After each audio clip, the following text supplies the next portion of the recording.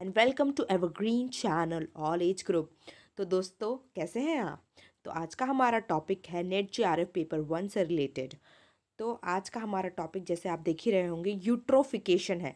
तो यूट्रोफिकेशन क्या होता है। Eutrophication happens due to over supply of nutrients like nitrogen और फॉस्फोरस। जो यूट्रोफिकेशन का प्रोसेस होता है जिसमें हमारी नदियाँ हरी हो जाती हैं, बहुत ज़्यादा एल्गे हो जाता है नदियों में। तो ये किसकी वजह से होता है। ओवर सप्लाई हो जाता है नदियों में नाइट्रोजन और फॉस्फोरस का। नाइट्रोजन हमारी पृथ्वी में सबसे ज़्यादा उसका परसेंटेज पाया जाता है। उसके बाद ऑक्सीजन है, आर्गन है एंड कार्बन डाइऑक्साइड है। तो यूट्रोफिकेशन में नाइट्रोजन की मात्रा ज़्यादा हो जाती है। यहाँ नाइट्रोजन में NitroGen होगा। चलिए नेक्स्ट स्लाइड पे बढ़ते हैं। नाइट्रोजन जैसे आप जानते होंगे नाइट्रोजन गैसेस भी आती हैं जो वेरियस इंडस्ट्रीज़ में यूज़ होती हैं।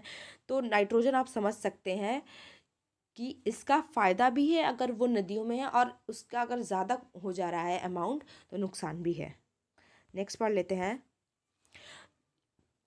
जैसे कि नाइट्रोजन का मैंने बताया, इसमें नदियों में फॉस्फोरस का भी अमाउंट जो रहता है ज़्यादा हो जाता है, ओवर सप्लाई हो जाता है, तब ये नदियाँ हमारी हरी भरी हो जाती हैं। तो फॉस्फोरस बहुत सारे फूड में पाया जाता है।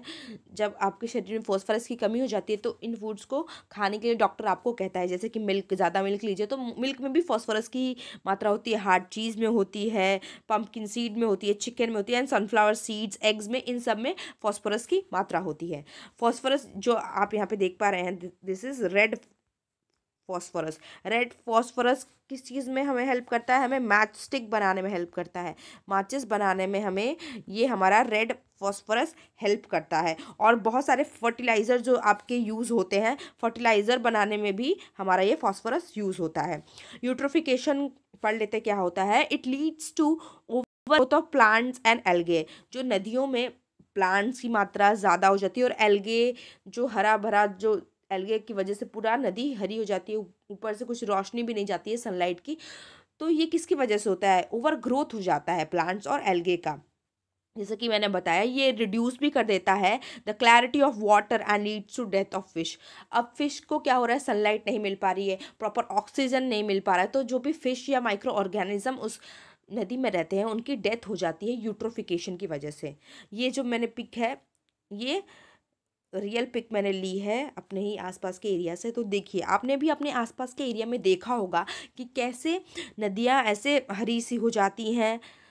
तो कमेंट में बताइएगा कि आपने ये नदी देखी है कि नहीं देखी है। तो ये बहुत ही ज़्यादा इजी है यूट्रोफिकेशन। जो ये नदियाँ हरी हो जाती है हम कहते हैं, जिससे ज़्यादा क्या बोलते हैं न्यूट्रिएंट नदी में हो जाता है, इसी को हम लोग कहते हैं यूट्रोफिकेशन।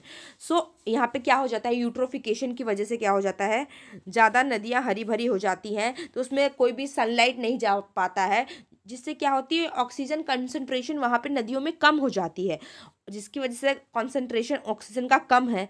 तो क्या हो गया, जिसमें माइक्रो ऑर्गेनिज्म जो रह रहे हैं, फिश जो रह रही हैं, तो उनको और ज़्यादा ऑक्सीजन चाहिए जीवित रहने के लिए। अगर वो नहीं, उनको वो ऑक्सीजन नहीं मिल पा रहा है जिसकी वजह से उनकी डेथ हो जा रही है। तो ऑक्सीजन का डिमांड क्या होता है यहाँ पे, हाई हो जाता है, बट यहाँ पे ऑक्सीजन का कंसंट्रेशन लो हो जाता है। तो नेट जेआरएफ पेपर 1 में पूछा जाता है कि ऑक्सीजन का कंसंट्रेशन कैसा होता है यूट्रोफिकेशन या यूट्री जो लेक होती है यूट्रोपिक लेक में, तो लो होता है बट डिमांड हाई होती है।